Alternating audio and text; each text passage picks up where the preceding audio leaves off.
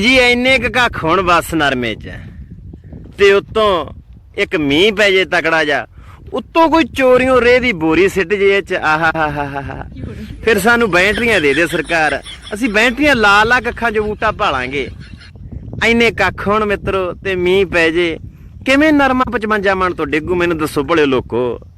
ਬਸ ਐਂ ਕੱਖ ਹੋਈ ਜਾਂ ਨਰਮਿਆਂ 'ਚ ਸੁਧਾਰ ਹੋ ਜੂ ਸਾਡਾ।